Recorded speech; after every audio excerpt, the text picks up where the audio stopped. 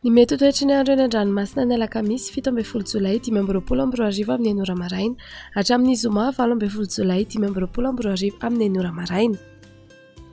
Mafy fisiokon-drivotra ka mety hatratra 5-10 km isan'ora izany ny eo anelanelany tanjona bobaomby sy voemara manomboka rahampitso 17 Jolay vao maraina hatramin'ny zoma 18 Jolay ny eo anelanelany tanjona bobaomby sy voemara.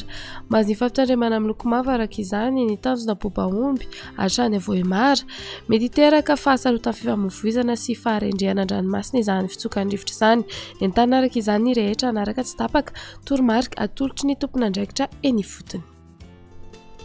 Ho an'ny morontsiraka atsinana ny tanjona bobaomby hatrany amin'ny tanjona angotsy anorana malefaka miato ho ato ny eny tapany atsimo.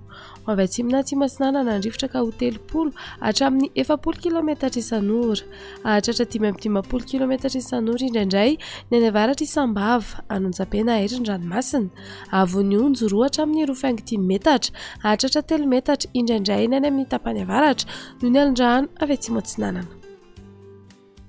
Tanjona angotsy hatrany mahanoro anorana malefaka miato ho ato ny any avaratra itomasina.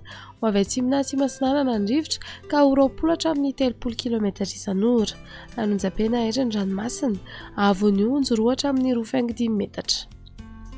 Mahanoratra ny taolaniaro anorana malefaka miato ho ato.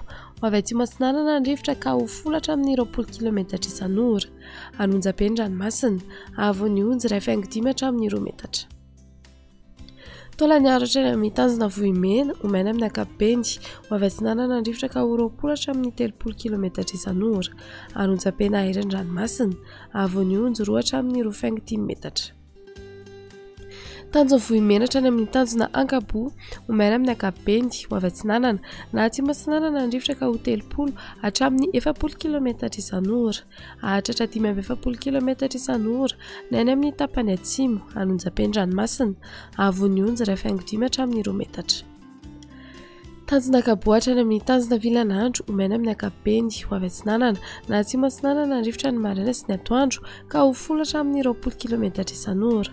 Ho avy atsimo andrefana kosa ny alina ka ho 30 hatramin'ny 40 km isan'ora adiny mpanonja na anonjapena-dranomasina avony onjo 1 hatramin'ny 25 metatra.